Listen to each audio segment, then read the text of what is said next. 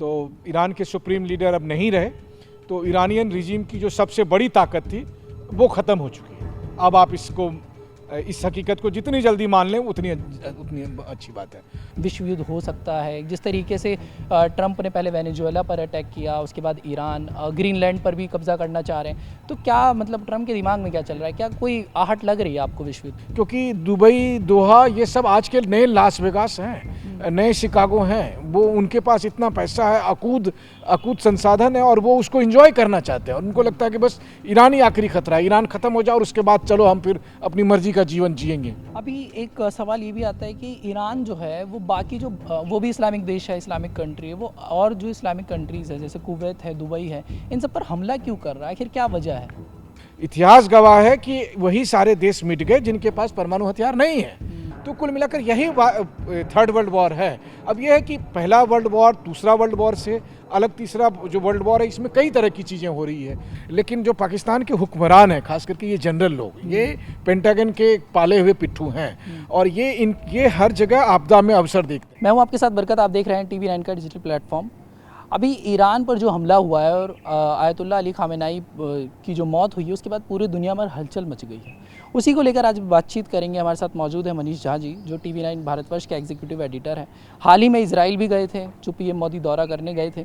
उसके बाद अभी रिसेंटली हमला हुआ, हमले के बाद आयतुल्लाह अली खामेनेई की मौत हो जाती है।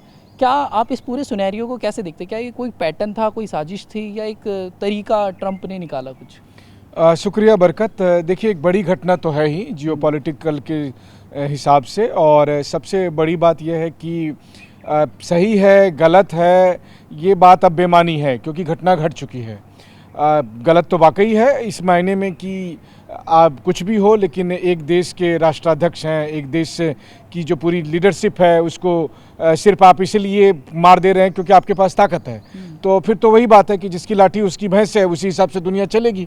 लेकिन हकीकत भी यही है कि उसी हिसाब से दुनिया चल भी रही थी, उसी हिसाब से दुनिया चल रही है, और उसी हिसाब से दुनिया चलती रहेगी। अब ये बात आती है कि इस घटना का असर क्या है। तो पहली बात तो यह है कि ईरान या फिर जो बाकी दुनिया है वो अब वैसा नहीं होगा जैसा 24 घंटे पहले तक था, यानी कि जब आयतुल्लाह खamenei जीवित थे, क्योंकि तब एक पावर स्ट्रक्चर था, एक बैलेंस ऑफ पावर था, कमोबेश ही सही। लेकिन अब आज की तारीख में अमेरिका और वेस्ट के खिलाफ खड़ा होने वाला कोई भी मुल्क अब ना के बराबर है। आप कहेंगे कि तो फिर चीन का क्या होगा, नॉर्थ कोरिया का क्या होगा, लेकिन क्या है ना, ये सब बयानबाजी तक ही ज़्यादा सीमित रहने वाले मुल्क हैं। लगातार ईरान की तरफ से जो रेसिस्टेंस फोर्स को लीड किया जा रहा था, ईरान के सुप्रीम लीडर के मारे जाने के बाद वो ख़त्म हो गया। बहुत लोग कहेंगे कि नहीं ईरान लड़ता रहेगा, लेकिन मेरा मानना है कि ये लड़ाई ठीक वैसी होगी जैसे 2003 में इराक में सद्दाम हुसैन के ख़त्म होने के बाद भी आज भी इराक सामान्य नहीं हो पाया है। तो ईरान अब यहाँ से, ईरान का जो आप कह सकते हैं कि ईरान की स्ट्रेंथ, ईरान की ताकत, ये सब दिनों दिन और कमज़ोर होती जाएगी। कल के दिन में ईरान कई टुकड़े में बंटता भी दिखे तो मुझे आश्चर्य नहीं होगा। अभी एक सवाल ये भी आता है कि ईरान जो है वो बाकी जो वो भी इस्लामिक देश है, इस्लामिक कंट्री है, वो और जो इस्लामिक कंट्रीज़ है जैसे कुवैत है, दुबई है, इन सब पर हमला क्यों कर रहा है? आखिर क्या वजह है?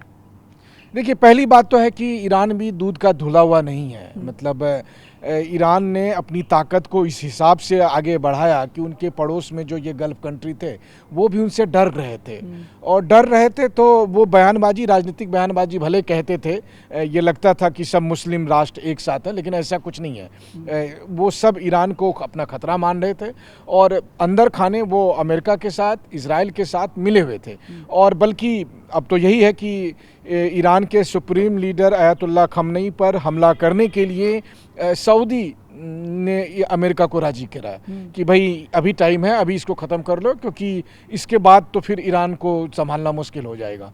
तो जब सऊदी का ये स्टैंड है, या UAE का तो इजराइल के साथ अच्छे रिश्ते हैं ही, कतर बहरीन ने अच्छे रिश्ते कर ही लिए थे, जॉर्डन के अच्छे रिश्ते थे ही, ओमान जैसे देश जो न्यूट्रल भी हैं तो समझिए कि वो वेस्ट की तरफ टिल्टेड हैं, तभी वेस्ट उनको इंटरटेन भी कर रहा है। तो देखिए क्या है ना कि मिडिल ईस्ट एक नया मिडिल ईस्ट है जो 30 साल पहले था, या जो पहले का मिडिल ईस्ट था, और ईरान उनकी राह में एक आखिरी कांटा था। मिडिल ईस्ट के तमाम मुल्क यही मानते थे। उनको ये लगता था कि एक बार जब ईरान का रिजीम ख़त्म हो जाएगा तो इस एरिया से, मतलब मिडिल ईस्ट के रीजन से कट्टरपंथी ताकतें ख़त्म हो जाएगी। और फिर जो नया मिडिल ईस्ट बना है पिछले 10-20 सालों में, क्योंकि दुबई, दोहा, ये सब आज के नए लास वेगास हैं, नए शिकागो हैं, वो उनके पास इतना पैसा है, अकूत संसाधन है, और वो उसको एंजॉय करना चाहते हैं। और उनको लगता है कि बस ईरान ही आखिरी खतरा है, ईरान ख़त्म हो जाए और उसके बाद चलो हम फिर अपनी मर्जी का जीवन जिएंगे, है ना। तो वो अपने हिसाब का इस्लाम आगे बढ़ाना चाहते हैं। तो उनका इस्लाम और ईरानियन इस्लाम दोनों अलग था। केवल आप इसको शिया सुन्नी की नज़र से मत देखें, बल्कि इस नज़र से देखें कि इस्लाम के तहत जो जीने के तौर तरीके हो सकते हैं उसके तहत देखें, उसकी शासन पद्धति के तहत देखें।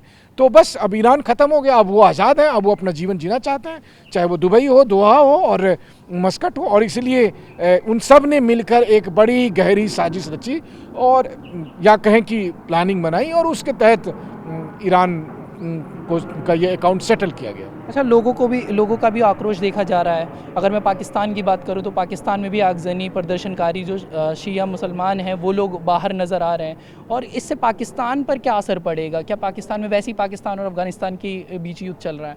देखिए, पाकिस्तान का तो खैर एक अलग किस्म का खेल है। यहाँ पर भी ये सारा प्रोपेगेंडा रचा हुआ है। मैं ये नहीं कहता कि लोगों में गुस्सा नहीं है, दुख नहीं है, मातम नहीं है। देखिए, ईरान के सुप्रीम लीडर अयातुल्ला खमनेई केवल एक हेड ऑफ स्टेट नहीं थे, वो शिया के सबसे बड़े धर्मगुरु थे, एक जाने माने विद्वान थे। भारत के साथ उनका ताल्लुक था। भारत के में मेरे ख्याल से, अगर मैं गलत नहीं हूँ, तो उनके दादाजी अवध इलाके से थे, और तब वो ईरान चले गए थे पढ़ने के लिए, फिर वहीं सेटल हो गए, और वहाँ पर खमनेई साहब का जन्म हुआ।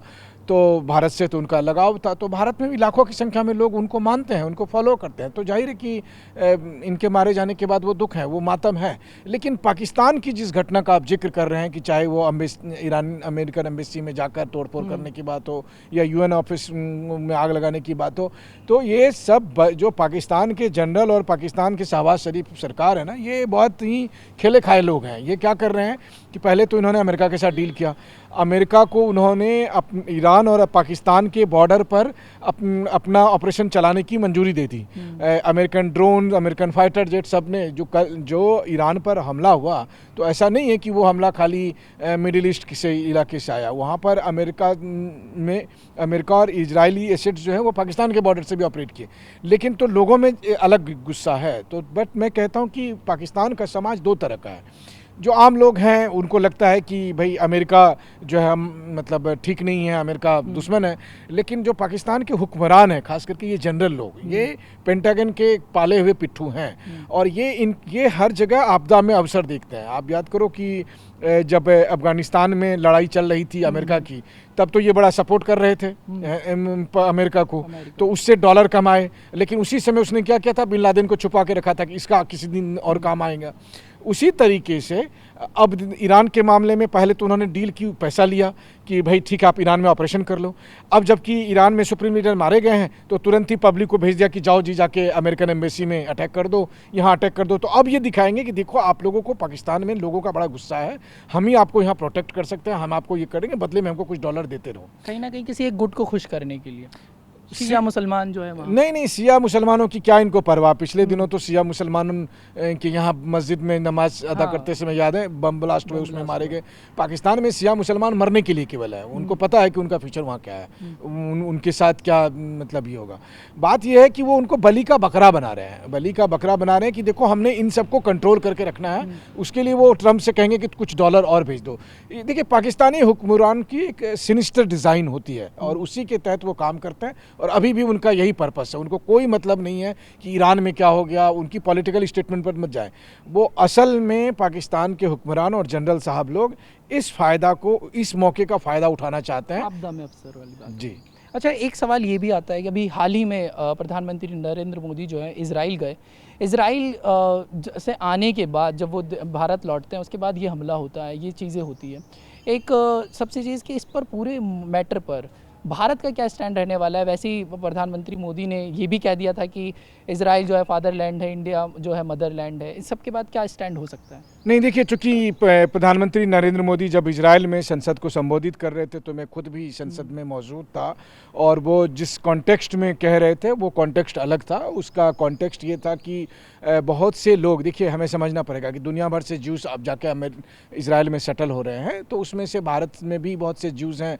मैं खुद ही कई लोगों से से मिला, जो नॉर्थ ईस्ट से गए थे, जो साउथ इंडिया से गए थे, और आज के सिलसिले में नहीं, मतलब पिछले दशकों से वो आते जाते हैं। तो जो लोग उस समय, जब भाई इजराइल और भारत के बीच में डिप्लोमेटिक रिलेशन जो ऑफिशियली शुरू हुआ वो तो 92 से हुआ, लेकिन जूस, जो इंडियन जूस जो थे वो तो 60s में भी जाते थे, गए थे, 50s में भी गए थे, वो वहाँ रचे बसे। तो वो उस कॉन्टेक्स्ट में कह रहे थे कि देखिए हमारे जो लोग इंडियन भारतीय मूल के लोग आपके यहाँ रच बस रहे थे, तो वो ये मानकर चलते थे कि चूँकि मतलब उनका जन्म इंडिया में हुआ था तो वो मदरलैंड है, लेकिन चूँकि उनका जो ज्यूज़ का हिस्टोरिकल कनेक्शन है वो इजरायली कनेक्शन है, तो इस तरह वो दोनों मुल्क को अपना मान रहे थे। तो एक को मदरलैंड मान रहे थे, एक को फादरलैंड मान रहे थे उस कॉन्टेक्स्ट में। और ये एक हिस्टोरिकल एनालिसिस है कि जो दुनिया भर के ज्यूज़ कहते हैं, कोई ऐसा नहीं कि वो इंडियन ज्यूज़ खाली कहते हैं, वो दुनिया भर के ज्यूज़ ये कहते हैं कि हम इजराइल में जाकर क्यों बसते हैं। वो इसलिए क्योंकि हम पहले ज्यूज़ हैं और उसके बाद हम किसी और मुल्क, दुनिया के किसी भी मुल्क में अगर यहूदी हैं तो वो पहले यहूदी हैं, फिर वो उस देश के सिटीजन हैं। तो उसी तरीके, और जब भी उनको मौका मिलता है तो मतलब उनका एक घर तो इजराइल में रहेगा ही रहेगा। तो वो उस कॉन्टेक्स्ट में कह रहे थे। रही बात प्रधानमंत्री की जो इजराइल यात्रा है और ईरान पर हमले को लेकर, बहुत से लोग बहुत तरह से उसको जोड़ तोड़ रहे हैं। मुझे लगता है कि फैक्चुअली ये सही नहीं है। फैक्चुअली इसलिए नहीं सही है क्योंकि देखिए भारत का ईरान के साथ भी अच्छे ताल्लुकात थे, इजराइल के साथ भी अच्छे ताल्लुकात थे। उस समय जब हाई टेंशन चल रहा था, हमने अपने डिप्टी एनएसए को ईरान में भेजा था, वो जाकर ईरान के एनएसए से भी मिले थे और उनसे बातचीत की थी। उसके बाद देखिए कि जब ये इजराइल और अमेरिका ने ऑपरेशन किया जिसमें ईरान के सुप्रीम लीडर मारे गए, उसके बाद भारत के विदेश मंत्री ने ईरान के विदेश मंत्री से भी बात की, हमने इजराइल के विदेश मंत्री से भी बात की। बल्कि मैंने वहाँ से ये दर्शकों तक खबर पहुँचाई भी थी कि प्रधानमंत्री नरेंद्र मोदी ने इजराइल के प्रधानमंत्री से कहा कि बातचीत ही एकमात्र रास्ता है, बातचीत के जरिए इस समस्या का समाधान किया जाना चाहिए। तो भारत का शुरू से यही स्टैंड था कि इजराइल और ईरान को बातचीत के जरिए इसका हल निकालना चाहिए। मतलब इस पर्टिकुलर मैटर पर भारत ये नहीं था कि ठीक है आप हम इजराइल के साथ हैं कि हम ईरान के साथ हैं। हमारा ये था कि आप दोनों को बातचीत के जरिए निकालना चाहिए। ठीक वैसे ही जैसे हम रशिया और यूक्रेन में भी लगातार यही बात को प्रोत्साहित करते हैं। अब प्रधानमंत्री मोदी में आए और उसके अगले कुछ घंटे के बाद उनका ऑपरेशन, तो देखिए तब तो जाने से पहले से ही उनकी ऐसी भी बात नहीं थी कि पहले तैयारी नहीं थी, उनकी तैयारी तो चल ही रही थी। भारत अपना रन स्ट्रेटेजिक इंटरेस्ट देख रहा है कि मुझे कहाँ से मिलेगा नहीं मिलेगा। बल्कि इजराइल की यात्रा से पहले 2 महीने पहले तो प्रधानमंत्री आपको जॉर्डन गए थे, उसके बाद ओमान गए थे, उससे पहले यूएई और सऊदी की कितनी बार कर चुके हैं। तो अगर आप भारत की पश्चिम एशिया की नीति को देखें, या फिर यूएई के प्रेसिडेंट हमारे यहाँ आए थे पिछले महीने, अरब देश के जितने भी अरब देश हैं इन सभी देशों के विदेश मंत्री हमारे यहाँ आए थे, एक समिट हुआ था उसको लेकर। तो भारत का पश्चिम एशिया में जो उनकी पॉलिसी है उसमें यही है कि अब हम खाली बाहर से नहीं रहना चाहते, हम एक बड़े पावर के तौर पर पश्चिम एशिया में एक्टिव होना चाहते हैं। क्योंकि और अगर नहीं होंगे तो हम पीछे हो जाएंगे। देखिए पश्चिम एशिया में रिसोर्सेज की वजह से पश्चिम एशिया का एक अलग किस्म का डेवलपमेंट हुआ। अब क्या कोई स्टैंड लेगा भारत इस, अब तो युद्ध हो गया शुरू, ईरान पर हमला भी हो गया, अली खामेनाई की मौत भी हो गई, तो अब लगता है आपको कोई स्टैंड भारत का होगा? नहीं, देखिए भारत का स्टैंड तो सब दिन से क्लियर है कि क्षेत्र में शांति होनी चाहिए, स्थिरता होनी चाहिए, और इससे ज़्यादा हम क्या करेंगे। मतलब अगर कोई भी सोच रहा है कि क्या हमको अपनी सेना ईरान के समर्थन में या इजराइल के समर्थन में भेजनी है, हरगिज नहीं भेजनी है, हम क्या स्टैंड लेंगे। हमारा स्टैंड यही है कि इस क्षेत्र में आपको फाइनली बातचीत से ही जो है सो हल निकल सकता है, शांतिपूर्ण तरीके से। आप इसको मारोगे कल उसको मारोगे। जैसे देखिए अभी सबसे बड़ा खतरा क्या है, मुझे ये लगता है कि इस पूरे खतरे मतलब हमले के बाद परमाणु हथियारों की एक नई रेस शुरू होने वाली है। एक नई रेस किस, सब देशों को लगेगा कि भाई हमारे पास परमाणु हथियार होने चाहिए। इतिहास गवाह है कि वही सारे देश मिट गए जिनके पास परमाणु हथियार नहीं है ना। हमें उन तमाम अपनी लीडरशिप का धन्यवाद देना चाहिए जिन्होंने भारत को जो है सो न्यूक्लियर पावर बनाया, वरना हमारे लिए भी स्थिति खराब होती है आज की तारीख में। आप देखिए यही बात गद्दाफी भी कहते थे, भाई इराक हो, सीरिया हो, लीबिया हो, अफगानिस्तान हो, ये सब एक के बाद एक मटियामेट हो गए क्योंकि इसके पास परमाणु हथियार नहीं था। ईरान उस कोशिश में था, इससे पहले कि वो बना पाता, उससे पहले ही मतलब ये इंसिडेंट हो गया। अब वो आगे नहीं बना पाएगा ये तो बात तय है, लेकिन जिसके पास नहीं है लेकिन उसके पास पावर आ गया, मतलब सऊदी हो, यूएई हो, मुझे लगता है कि ये सब कंट्री बहुत जल्दी अपने पास परमाणु हथियार बनाकर रखने की कोशिश करेंगे। वहाँ के सुप्रीम लीडर अब कौन हो सकते हैं? रज़ा पहलवी का भी नाम आता है, वो उन्होंने भी प्रदर्शन जब हुए थे तो उन्होंने भी काफ़ी कहीं ना कहीं एक तरह से फ़ायदा ही उठाया उस चीज़ का जो अभी बीच में प्रदर्शन हुआ ईरान में। अब क्या लग रहा है वहाँ के सुप्रीम लीडर कौन आ सकते हैं, कौन सत्ता पर बैठ सकते हैं? देखिए ये एक बहुत बड़ी घटना है। पहली बात तो यह है कि ईरान के सुप्रीम लीडर अयतुल्ला खamenei को रिप्लेस करना, उनकी जगह कोई ले पाना, मुझे लगता है कि वो संभव नहीं है। जितनी मेरी समझ है ईरान के जो इस्लामिक क्रांति और उसके बाद के डेवलपमेंट को लेकर, तो देखिए जब खamenei साहब जो रिवॉल्यूशन के जनक कहे जाते थे, उनके टाइम में वो बस सत्ता परिवर्तन हुआ था। लेकिन आज जो ईरान है या आज जो ईरान था वो इस सुप्रीम लीडर ने बनाया था। मतलब पिछले 3-4 दशक में उन्होंने एक पूरा पॉलिटिकल और मिलिट्री स्ट्रक्चर खड़ा किया, IRGC को खड़ा किया, मिसाइल सिटी बनाई, मिसाइल पावर बनाया। अब वो परमाणु हथियारों को लेकर जा रहे को बनाने की कोशिश में लगे थे। अब अचानक ये घटना घटती है, ईरान के सुप्रीम लीडर मारे जाते हैं, या फिर बहुत से जो उनके समर्थक हैं उनकी नज़र में वो शहीद होते हैं, मतलब एक है ना। लेकिन दोनों ही हालत में अब ये है कि अब इनकी जगह कौन लेगा। तो कई सारे नाम हैं जो उनकी जगह, लेकिन मैं तो यही मानता हूँ कि वो बस केवल नाम भर की पोस्टिंग होगी, रियल में उससे कुछ नहीं हासिल होने वाला है। उसका रीज़न यही है कि सबसे बड़ी बात तो है कि अमेरिका और इजराइल ऐसा कुछ मैकेनिज्म स्ट्रक्चर बनने देगा नहीं अब कि अब उनकी जगह कोई और आ गया और वो फिर एंटी अमेरिका एंटी इजराइल होगा। वो कोशिश करेगा कि जैसे वेनेजुएला में हुआ था उसी तरह से सरकार चाहे जो भी बने वो अब अमेरिका के इशारे पर हो, और जो नहीं तो फिर वो और भी मारे जाएंगे, और भी लोग मारे जाएंगे जो भी उस anti America anti Israel stand को आगे रखने की कोशिश करेंगे। अब जो दूसरी बात आती है कि नाम तो कई लोग हैं, मान लीजिए कि ये कहा ही जा रहा है कि अभी तो सबसे पहले ये आ रहा है कि ईरान के राष्ट्रपति, ईरान के सुप्रीम कोर्ट के चीफ जस्टिस और गार्जियन काउंसिल के एक सदस्य, ये मिलकर जो है एक कमेटी बनाएंगे और वो कमेटी जो है सो अभी शासन संभालेगी। ठीक है, ये बहुत प्रैक्टिकल बात है कि ये हो सकता है कि एक जुडिशरी से हो, एक पॉलिटिकल लीडरशिप के तौर पर राष्ट्रपति हो और एक रिलीजियस फिगर हो, तो तीनों मिलकर ये सरकार चलाएगी। लेकिन फिर आगे का रास्ता क्या होगा? तो आगे का रास्ता यही होगा कि अब आपको अमेरिका के साथ बात करनी होगी कि भाई वेनेजुएला मॉडल हम अपनाएं, या नहीं तो फिर क्या इराक वाला मॉडल अपनाएं, और नहीं तो फिर लीबिया की तरह गद्दाफी वाला मॉडल अपनाएं। लेकिन कुल मिलाकर अब देखिए इतना सब कुछ अमेरिका और इजराइल ने किया है, किस लिए किया? इसलिए किया कि वो कंट्रोल अपने हाथ में रखे। तो ये सोच लेना कि वो कंट्रोल उनके हाथ में नहीं होगा, ऐसा नहीं होगा। हाँ, आने वाले कुछ दिन तक ये दिखेगा कि IRGC मिसाइलें दागती रहेगी, लेकिन मुझे लगता है मिलिट्री पर्सपेक्टिव से उनको ये सब कुछ बहुत अचीव नहीं होने वाला है। एक आखिरी सवाल, अभी जम्मू कश्मीर में देखा जा रहा है कि प्रदर्शन हो रहे हैं, लाल चौक के सामने कुछ लोग प्रोटेस्ट कर रहे हैं, इनकी मौत को लेकर शोक मना रहे हैं। भारत में लखनऊ में देखा गया शिया धर्मगुरु बाहर आ रहे हैं, उनके अलग अलग बयान हैं। इस चीज़ को आप कैसे देखते हैं भारत में ये होना? देखिए ये बहुत स्वाभाविक है, जो वो सियाओं के सबसे बड़े धर्मगुरु थे। हमें समझना पड़ेगा कि सिया का जो रूट है उसको समझना पड़ेगा। जम्मू कश्मीर से बहुत से स्टूडेंट्स पढ़ने जाते हैं, ईरान में पढ़ने जाते हैं। लखनऊ से कनेक्शन है क्योंकि वहाँ पर एक सियाओं की बड़ी आबादी है। तो इस धर्मगुरु की राजनीति अपनी जगह है, लेकिन धर्म अपनी जगह है। और एक धर्म के अनुयायी होने के नाते उन मातम तो होगा ही, और मातम कौन नहीं मनाएगा? मतलब मातम तो मुझे लगता है उन लोगों को भी वो मनाना चाहिए जो कि मतलब दुश्मन थे, और ऐसा हुआ है। बल्कि ईरान में ही मैं आपको कहूँ कि जब वो सुलेमानी मारे गए थे, जनरल सुलेमानी की कासिम सुलेमानी मारे गए थे, उस समय बहुत से लोग जो उनसे पसंद नहीं करते थे वो भी सड़क पर आए थे मातम मनाने के लिए। आज भी जो आप देख रहे हैं कि लाखों की भीड़ ईरान में आपको दिखाई दे रही है, तेहरान और अलग अलग शहर में, तो ऐसा नहीं कि उसमें से हर कोई उनके रिजीम से खुश है। लेकिन भाई आखिर में मारा गया। और देखिए ईरानियन कल्चर हो, इंडियन कल्चर हो, हमारे यहाँ एक कल्चर है कि अगर किसी की मौत हो गई तो उसके बाद हम बुरा नहीं कहते, उसके बारे में हम उनको श्रद्धांजलि देते हैं। तो एक तो पहली चीज़ ये है, और नंबर 1। नंबर 2, जहाँ तक का सवाल है, बहुत से लोग कश्मीर में जो अभी प्रोटेस्ट हो रहा है या कश्मीर में जो लोग मातम मना रहे हैं उसको बहुत अलग तरीके से व्यक्त कर रहे हैं। पहली बात आप समझिए कि एक तो धार्मिक कनेक्शन है हमारा, है ना, कि वो भी सिया हैं और वो सिया के धर्मगुरु हैं, तो उनके साथ एक अलग किस्म का लगाव है। दूसरा है कि ईरान भारत का कभी दुश्मन नहीं रहा, बल्कि एक मजबूत ईरान जो है गल्फ़ में भारत के जो भारत से संबंधित जो पॉलिसी है उसके हमेशा पक्ष में रहा था।